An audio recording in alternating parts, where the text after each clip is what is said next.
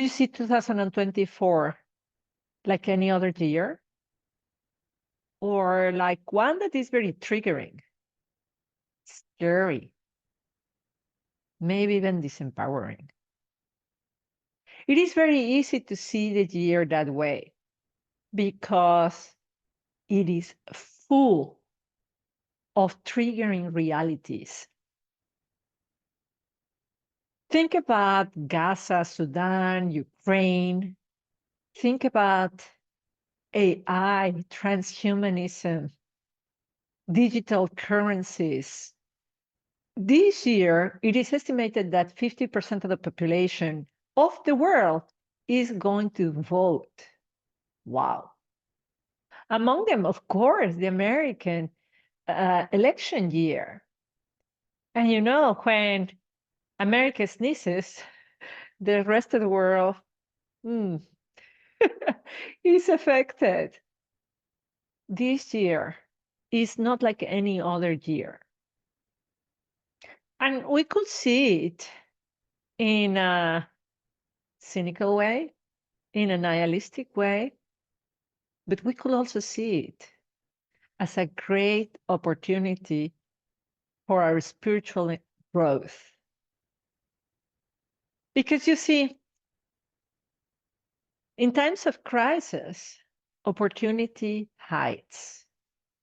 So how can you move from being driven by the illusion to transforming this year into an awakening year? In this video, I'm going to give you some principles so that you can do it. But before I give you the principles, I will mention to you 3 very important habits that we need to unlearn. The first habit that we need to let go of is to live just only in the mind. To make decisions just because of what reason is telling you. To have plans that are very carefully crafted with your mind. This will be highly inefficient because the complexity will be so high that you will not have enough mental capacity to process the speed that will be necessary all that information for decision making. Because as I said before, this year is a year of decision making. So if the only resource that you are using is your mind, you are up to failure. Second thing that we need to unlearn and let go of is to solely rely for information in technology. I will even advise you to stop watching the news. Stop watching the news. If the information that you get comes from a box, it's quite likely that it's not accurate. Because the information that will come out of the box is information of the illusion, of the drama of separation. The truth will be in the skies, in the plants, even in your own body. And I'm going to tell you more when we talk about the principles that will help you to prepare a wonderful 2024 spiritually. So number three is about avoidance. We've been talking about it before, the huge epidemic of loneliness. So many people have decided to retreat because they see that the illusion triggers them. And if they talk to others about this, it will generate conflict. So it's better to stay alone. Yeah, it could make you feel good for a moment, but in reality, you're not solving anything. You are not solving anything for the world, and you are not growing spiritually, and you are not healing humanity altogether. We must not use spiritual bypassing. Spiritual bypassing is to really basically put the pink glasses and say that everything is fine and everything is fantastic and I don't need to do anything. Is avoidance. I meditate and everything will be fine. I just breathe in and out and everything will be fine.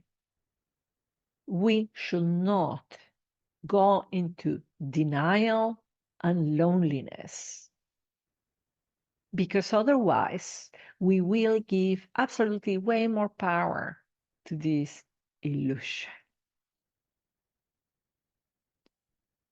So what you should be doing instead, you should set a guiding, a life-giving intention. Because you see, a plan has A, B, C, D, steps 1, 2, 3. And the reality in 2024 is not going to be like that. You plan this, and an event is going to happen that step number 2 will be absolutely unthinkable. However, if we have an intention, we know the direction that we're going, and we can see that whatever happened, interruption, surprise, news, could help us to go to that place even faster. This setting intention will help you to see everything as a blessing. So think it. Remember, if you are designing your life, what will be the most important thing that you could do with this precious time? Even think it, this year is a dramatic year. So really, if it was a matter that this year you'll die, what would be the most important thing that you could do? What is the most important thing that you can do before in the last summer of your life? Give that spiritual, emotional heritage to your children, to your grandchildren that maybe haven't been born. What is that you can do with your life right now? See it, how exciting that is. It's not to see death or the limit of our existence in this planet that's dramatic, but as an invitation to live a wonderful life. Do you see the huge difference between a plan and an intention? The intention will guide you powerfully, will not allow any hiccup to derail you, will not be dependent on willpower or motivation. It will make you wake up and again, no matter what, because you have something that is really close to your heart. The next principle, instead of a plan, is adopting good, proven, old-fashioned good habits. And you know perfectly which ones are those. We are meant to thrive when we align our life to the circadian rhythm. Wake up when the sun comes out, go to bed when the sun sets, eat before the sunset. Sync your life with your menstrual cycle if you have it. Sync your life with the moon. I have a video in which I explain to you, ladies, how to sync your productivity to your own cycle. I link it here. But this implementing fundamentally good habits, it is easy to do and it's easy not to do. Because it's so easy, we think that it doesn't matter. But I can tell you, it changes your entire life. Last year, I did a challenge of not drinking alcohol for 3 months. I thought, well, what a big deal. I don't see any change in my body. I don't see any change in my behavior. And At the end of the 3 months, I saw a friend that I didn't see her for I don't know how long. She says, "What happened to you? You look great. Your skin looks great. You look slimmer." I thought, I didn't do anything. I didn't get on a diet. I didn't change my exercise. I didn't. Oh my God, it was the alcohol. If you adopt good habits that you know which ones they are, more water, less alcohol, sleep well at night, exercise, you know what are the good habits. You know it. But execute on them. If you execute on them, everything is going to be fine. Your prefrontal cortex will help you to decide what are the best choices that you can make. Your body immunity will expand. It is just very simple. Commit to do those habits. Very simple. Now, principles to deal with solely relying on technology. The first principle is presence. Do what you are doing. Be in the present moment. Be with your child. Look at his eyes.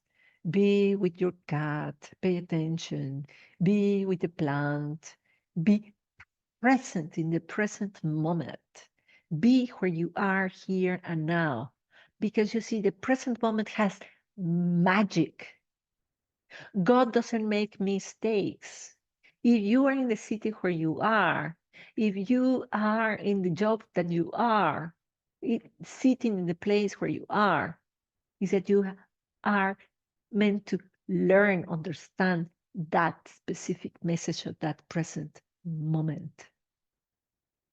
Go through life with curiosity on what is this present moment telling me? What is that blessing? What is that learning that is here right now?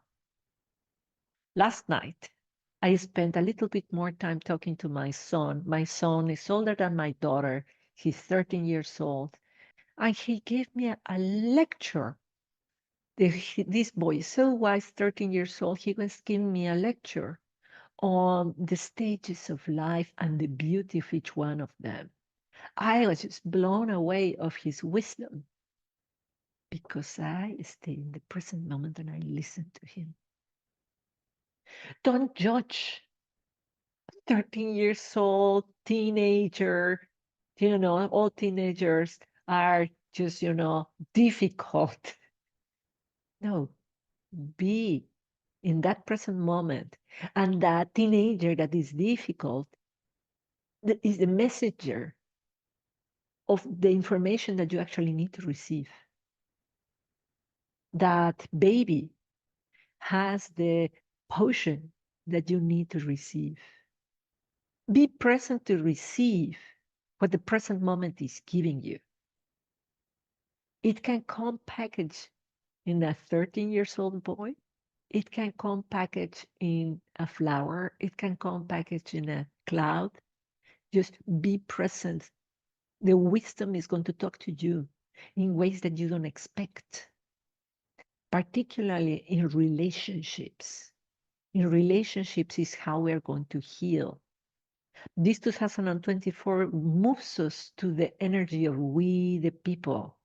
As we connect with the wisdom of community, we heal, we reconcile with the past, with our ancestors, and we pave the way for the future. Presence. If there is anything that could make your year a portal towards wisdom, is this: be present. Next principle, instead of relying on computers, is your intuition. Your intuition lives in your body, talks to your body. It is just so magical. I have been learning to listen to my intuition as I listen to my body. I was absolutely, completely disconnected until I got pregnant. And my husband was so curious because he's a very curious man. Please tell me what you are feeling. Tell me what you're feeling. And I just couldn't describe. I couldn't, he didn't have enough with, I don't feel good or I feel nausea. Tell me exactly what you feel. And then I started describing it is an increase of temperature. It is a pressure to the outside. It's a pressure to the inside. It is uh, electricity. I started describing my sensations, and then I started to connect to my body. And then, as I am a coach for so many years, every time that I talk to my clients, they will tell me things, and I will have a physical reaction in my body. My body started telling me things. And, I give you an example of a client. Um, she was telling me about something, and I suddenly had a pain in my right shoulder. Right shoulder is usually about responsibility of the things that you carry, and the right is a part of the masculine. So I thought, oh my God, this is related to her father. I asked her, and she said, how do you know? This question of curiosity of this woman got me really enthusiastic in listening more and more to my body. Now my body just talks to me constantly. It is my knee, the left one is the right one, is the foot, is the elbow, but it just keeps telling me when to leave a situation, when to stay, when a person is feeling, in which way. I can even mirror what they feel. It is absolutely fascinating. And everything started by just becoming aware, by answering these questions to my husband of how I felt. I started to become aware of my sensations and not label them as pain, but label them as experience. They are indicators, they are the way your intuition talk to you. So this year, if you did it before, expand on it. Listen to your body.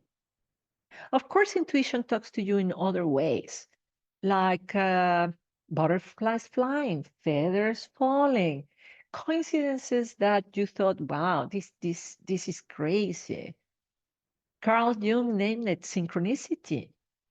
Synchronicity is just absolutely true, scientifically proven, and it's nothing else but the world talking to you, your intuition talking to you. More will be visible to all of us this year. The veil is going to start getting thinner. We are going to, more and more, are going to start awakening to the fact that all the drama is an illusion and the real truth is consciousness, infinite connection of oneness. And everything starts by becoming aware of your body. This is going to be really powerful, particularly in moments when you are in danger. In 1995, I was in the massive earthquake in Mexico. There are so many people who passed. It was really a dangerous situation. I saw people dying and I saw people surviving. People who listened to their intuition and said, I am standing here and not there, 2 meters there difference. And one passed and the other one remained alive by listening to your intuition. This year is going to be so critical that you are constantly present to the moment and listening to your body. And really listening is just not to, oh, I felt the goosebumps, but what does this mean? Does it mean run? Does it mean stay? And does it mean go? Where? It will also guide you when you listen to your intuition. You're not only going to be safe, but you are going to be an example, a light for others to awaken intuition. The next principle, to not rely on the information, solely rely on the information that comes out of the boxes, is creativity. You know AI, you know transhumanism, they are crutches. They are very nice ways of helping you to do, but then what? Then you will not be able to really be you. Create. The antidote is to create. Exercise. Get into cold water. Write. Dance. Paint. You are divine creator. You must exercise that muscle. Remember it. Be it. Do it. Create. This is absolutely fundamental because through your creation, the intuition is going to talk to you. When you're creating, you are being present. So the antidote towards all this massive technological push is creativity.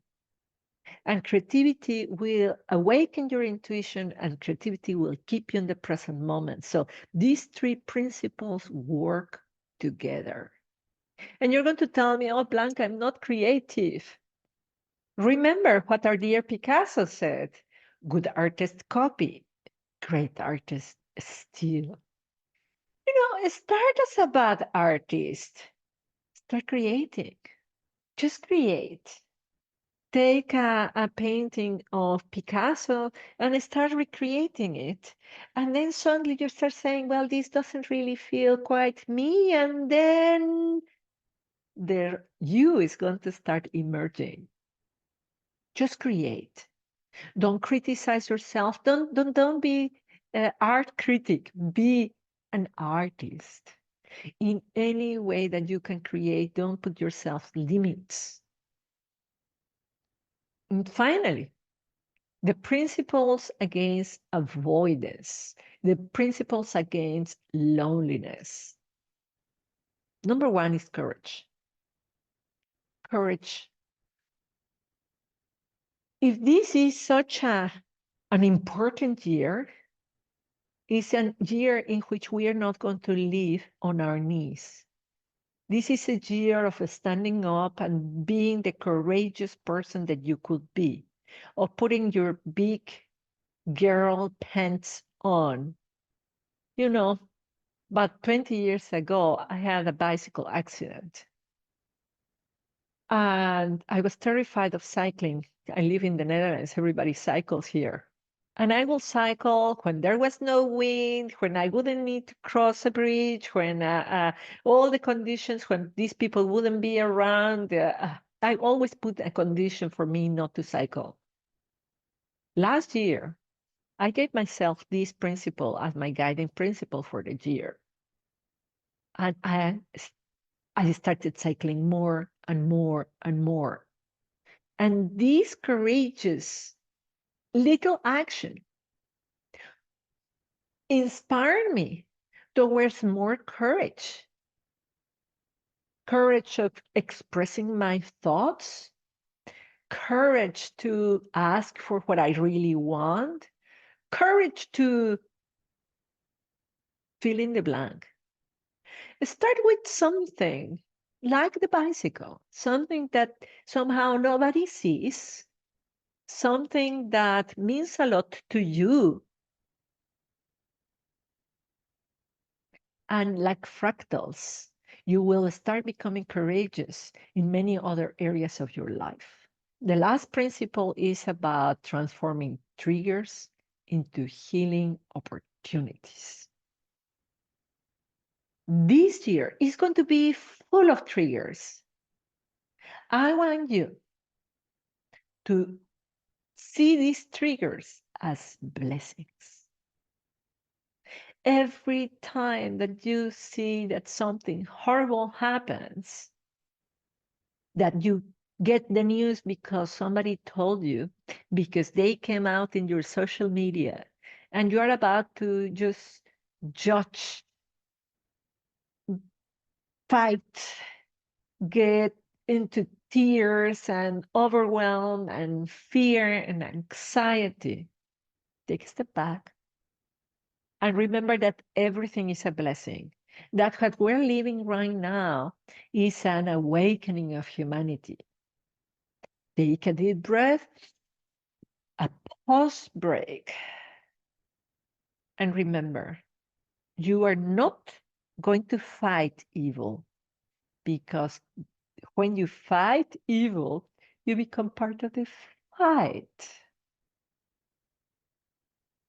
What we need to do is to become love. What we need to do is to love the victims, love what is happening, love. And this is going to transform the reality. Because remember, there is no death. We're eternal beings. You pray towards them. You pray towards them. You send love towards them. This is not the only work. You have to continue with the work in why did this trigger me? Particularly, why did this trigger my little, humble human self? When actually, who I am? I am pure divine power, infinite Christ consciousness. So, why is this little me being triggered? What is that learning or gift or blessing that is hidden in this trigger? This process will make you awaken more and more to the oneness of the true reality. I have created a video for you in which I go in detail on this process of transforming triggers into blessings, into spiritual growth. I link it here. I sincerely hope that this was helpful for you, and I wish you a wonderful 2024 in which you are going to transform everything that is happening for the well being of yourself, of your family, and humanity. I know it. Sending you much love and blessings.